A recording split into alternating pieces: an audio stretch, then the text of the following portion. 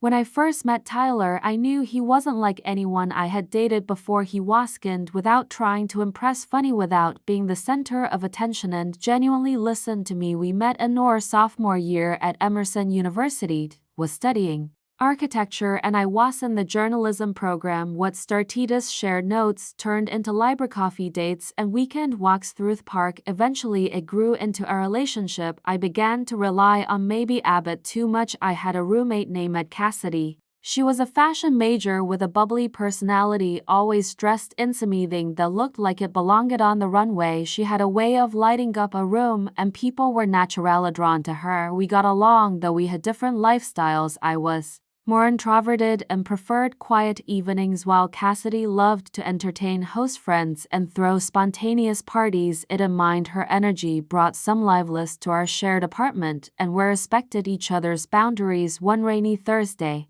evening, Tyler said he would come over to watch a documentary with me. I was excited. It had been a long week, and I missed spending time with him without distractions. Cassidy had mentioned earlier that she'd be staying late at the fashion lab for a project, so I figured it would just be me and Tyler at the apartment. I ordered our favorite Thai food, set up the living room, and waited. When he texted saying he was outside, I buzzed him, and I got a little distracted checking my phone in the kitchen, so I didn't hear him come inside right away. Then I heard a door creak open, followed by a pause. I walked into the hallway expecting to see him in the living room, but he wasn't there. I called out, "Tyler."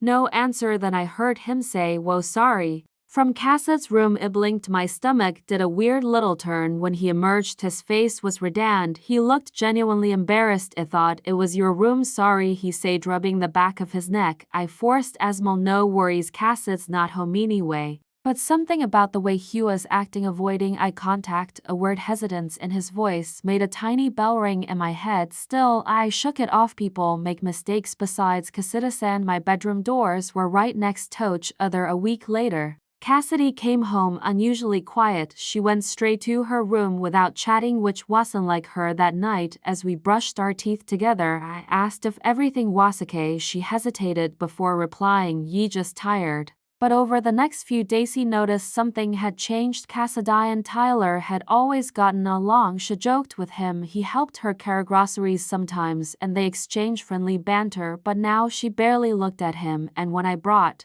him up, she'd quickly changed the subject. One Saturday afternoon, Cassidy left a sketchbook on the coffee table. I glanced over, and not out of nosiness, but because I loved seeing her designs. Not a particular page caught my attention. It was a stylized drawing of a guy Italian with a specific haircut and jacket that looked exactly like Tyler's. Next to it was a series of words scribbled in cursive. He came in, said he didn't miento, then he lingered. My heart beat fast. I stared at the page, trying to tell myself it was coincidence. Artists doodle things all the time, but those words haunted me. I couldn't ignore it anymore. That night, I asked Tyler directly, "Did you really think Cassett's room was mine?" He looked startled. "What? Yeehaw, of course, but you knew mine was the one with the bookshelf outside. You've been here a dozen times." He paused. I was distracted. I wasn't thinking. "And did you just walk in and leave, or did you linger?" His eyes narrowed slightly. "What are you getting at?" I didn't answer. I just stared. After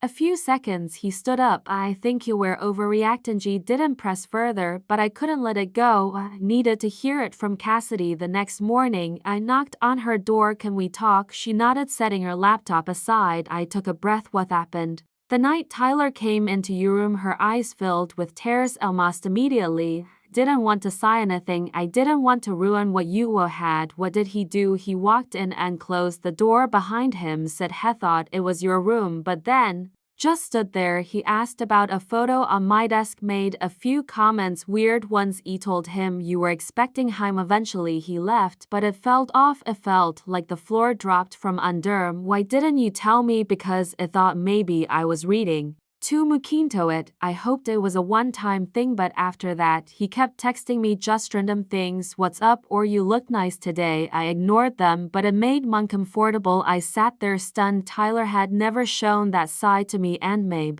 That was the hardest part, realizing I didn't fully know the person he'd led into my life. I thanked Cassidy for telling me later that day I met her at the cafe where we first hung out. I looked at him and saw the person I used to trust, and I hated the knot forming in my stomach. I know for the writhing, I said calmly. Cassidy told me he didn't deny it. I didn't mean anything by it.